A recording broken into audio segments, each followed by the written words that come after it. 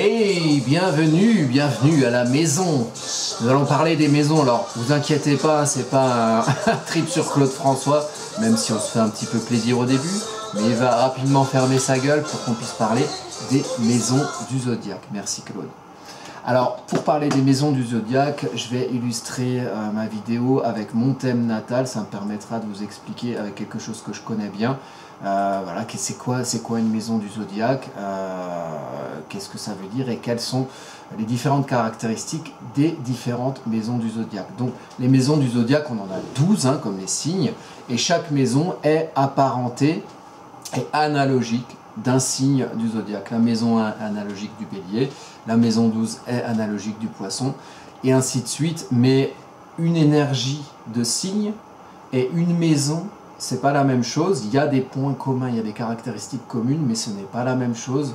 On va prendre pour exemple la maison 11 qui peut être, on va la voir tout à l'heure dans l'ordre des maisons, apparentée à la maison des amis par exemple, qui est une de ses caractéristiques.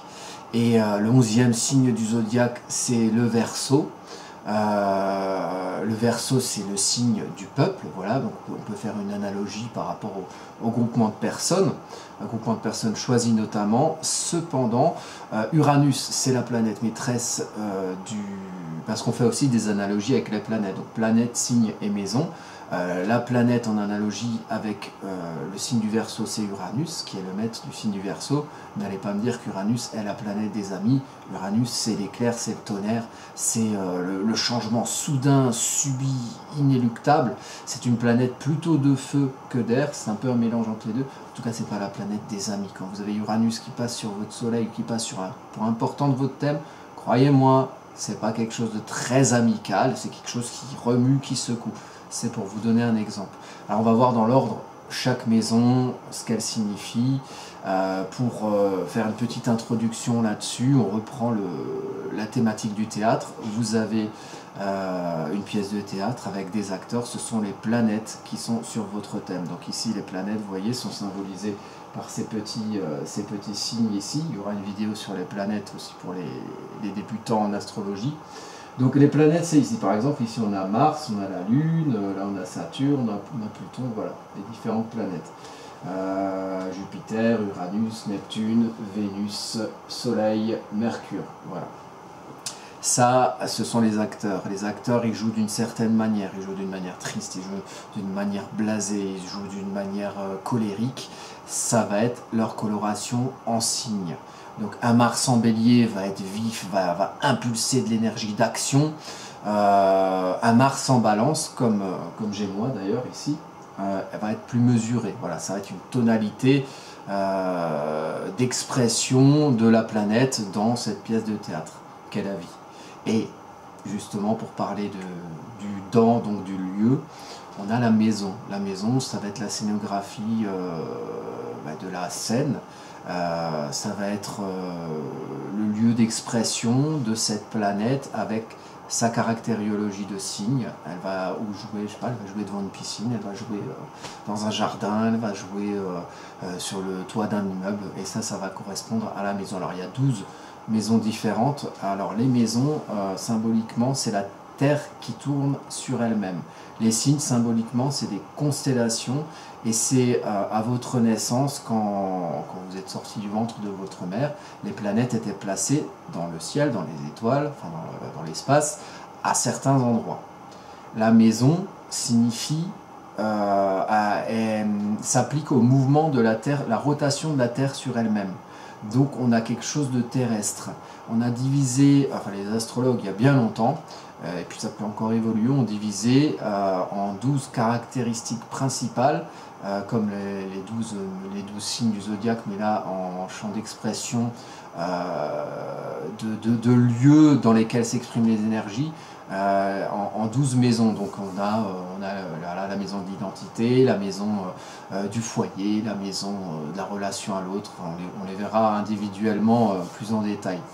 Quand vous êtes né, le soleil à l'est du ciel, quand vous êtes sorti, vous avez vu le jour, vous êtes sorti de la chatte de votre mère, ou par césarienne, voilà, c'est mon cas, moi. Vous avez l'ascendant, c'est le point Est, donc l'ascendant pointait sur la constellation de la Balance à ma naissance. Et c'est ça que signifie la Balance. Ensuite, symboliquement, on a le jour, le midi, le soir, le soleil qui se couche, et la nuit, jusqu'à ce que le soleil se lève à l'est. Évidemment, on n'est pas tous nés au moment où le soleil se levait. Symboliquement, l'ascendant pointe le point Est, là où le soleil se lève, puisque le soleil se lève à l'est, jusqu'à preuve du contraire. L'ascendant, ça représente ça. Et c'est calculé donc par rapport à votre heure de naissance, qui est essentielle dans le calcul d'un thème natal. Si vous n'avez pas l'heure, votre heure de naissance ou l'heure de naissance de quelqu'un dont vous voulez faire le thème natal, vous pourrez toujours en faire un qu'avec les planètes et les planètes en signe. Vous n'aurez pas les maisons. Et les maisons, c'est dommage de ne pas les avoir, parce que si vous n'avez pas les maisons, vous n'avez pas les 4 points d'angle de la roue du zodiaque. L'ascendant qui détermine dans votre incarnation, alors si on croit à l'astrologie karmique, on va dire dans cette incarnation, vous avez d'autres vies avant, et on vous a envoyé dans cette vie avec certaines missions à faire, l'ascendant, c'est ce que vous devez apprendre à être. C'est pas quelque chose qui va être inné. Le soleil, ça va être votre moteur. Donc moi, par exemple, j'ai le soleil en taureau. Ça va être votre moteur. L'énergie taureau, chez moi, va être naturelle. L'énergie taureau, d'ancrage, de stabilité, côté un peu épicurien, qui aime bien bouffer, qui aime bien picoler, voilà, qui aime bien abuser aussi de ça, qui aime bien être contemplatif, qui aime bien se balader dans la nature. Voilà, et puis qui a les défauts parfois d'être trop matérialiste, trop dans la fixité. Voilà, ça on va dire, j'ai mon soleil là-dedans, ça va être assez naturel chez moi. Sinon vous regardez sur internet tout ce qu'on vous dit sur le signe du taureau, si vous avez le soleil en taureau. Et si vous avez par exemple l'ascendant en taureau, eh ben, vous allez devoir apprendre à maîtriser cette énergie dans votre vie. Moi, mon cas, c'est la balance. Donc je dois apprendre à avoir un équilibre par rapport aux autres, à être dans une communication la plus vénusienne, donc la plus harmonique possible avec les autres.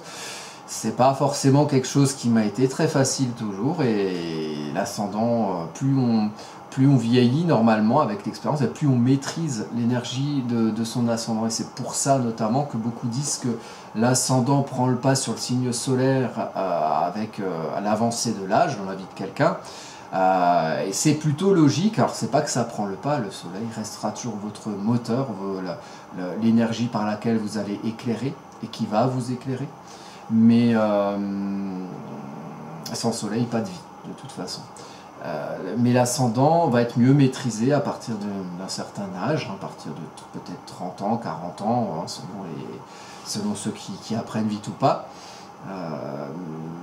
Parce qu'avec l'expérience, voilà, on a appris à maîtriser certaines caractéristiques du signe qu'on a à l'ascendant. Le fond du ciel, ici, est un autre point d'angle. C'est le début de la maison 4, la maison du foyer, la maison du cocon, la maison en analogie avec le signe du Cancer. C'est une maison d'eau, donc une maison émotionnelle. La maison 4, c'est la base, c'est d'où vous partez. C'est ce que vous avez, c'est le point de départ. Voilà, c'est ce qui vous permet de prendre appui pour ensuite aller vers la maison 10, vers l'autre point d'angle qui est le milieu du ciel. C'est pour ça que l'axe fond du ciel, milieu du ciel est très important. Milieu du ciel, c'est l'accomplissement social, le point culminant de la maison 10, point culminant du thème, c'est l'accomplissement social, personnel, professionnel. Donc par exemple, pour mon cas, j'ai le milieu du ciel en Cancer. Donc, comme tous les ascendants balance, parce que l'ascendant donc votre heure de naissance va déterminer où va se trouver votre 4 points d'angle. Donc le fond du ciel, le milieu du ciel et le descendant. Donc les axes à étudier, comme pour les signes, hein, on étudie toujours la balance avec le bélier, on étudie toujours l'ascendant qui est le soi, le véhicule social qu'on a, ce que les autres perçoivent de nous, ça peut même être des caractéristiques physiques de la personne. Cet ascendant, c'est nous, le descendant, c'est qui est en face, c'est notre rapport aux autres, comment on s'exprime par rapport aux autres. Et il faut vivre son descendant comme il faut vivre son ascendant, parce que quand on ne vit pas son descendant, eh ben on va rencontrer plein. Moi, je suis ascendant balance, donc j'ai un descendant bélier. Si je n'exprime pas moi-même, parce que c'est mon descendant à moi, si je n'exprime pas moi-même mon énergie bélier, eh ben, je vais retrouver plein de petits béliers sur mon chemin, et en général, l'ombre du bélier, donc des gens qui vont être un petit peu peut-être agressifs, peut-être impulsifs, peut-être en confrontation à mon endroit, parce que celui qui a le descendant bélier, c'est lui qui doit être bélier avec les autres, donc c'est lui qui va aller à la rencontre, qui va impulser des choses avec les autres. Voilà. Et c'est souvent le défaut en fait des gens qui vivent pas leur descendant. La plupart du temps, on a du mal avec l'énergie de son descendant. Moi, les béliers, ça me casse les couilles la plupart du temps.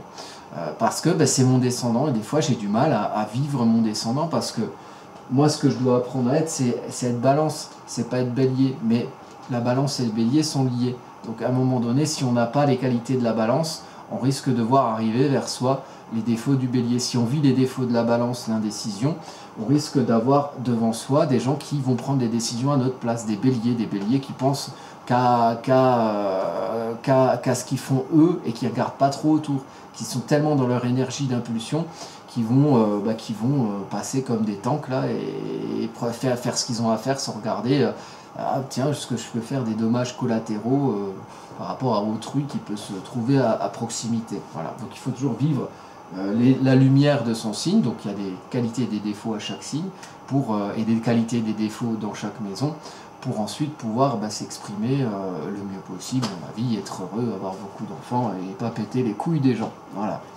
Donc les 4 points d'angle, ascendant, descendant, le soi, le véhicule social, la relation à l'autre, fond du ciel, milieu du ciel, fond du ciel, les bases, le cocon d'où on vient, le milieu du ciel, ce vers quoi on doit aller. Symboliquement, vous avez l'axe horizontal, ascendant, descendant, donc la vie avec les autres, soi et les autres, et vous avez la plante qui pousse, donc l'accomplissement de la graine aussi à la floraison, voilà, qui prend le soleil, et là vous avez donc le fond du ciel, milieu du ciel. Ça c'est très important pour commencer à parler des maisons, c'est de connaître les 4 points d'angle.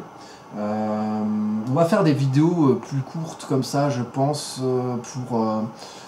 pour que ça gaffe pas, là je pense 5 minutes ça suffit, ou 10 minutes, je sais pas combien ça fait, et on va faire d'autres vidéos sur point par point, maison par maison, qu'est-ce qui se passe, qu'est-ce que chaque maison veut dire, et qu'est-ce que on va dire, si vous êtes incarné, par exemple moi j'ai ces planètes là, c'est que j'ai des choses à faire au niveau de ma maison 1, j'ai des choses à faire au niveau de ma maison 8, j'ai des choses à faire au niveau de ma maison 12. Voilà, c'est en gros, le thème natal, c'est comme un programme informatique, c'est une programmation de naissance. Après, on fait ses choix.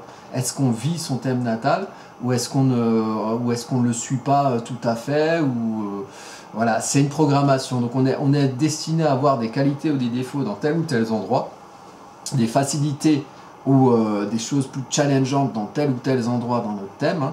Mais on fait ses choix. Moi je connais des gens qui ont un thème natal et ils vivent pas du tout ce thème natal, et ça peut arriver. Peut-être s'en sortiront mieux dans la vie s'en sortiront-ils mieux dans la vie que d'autres, on ne sait pas.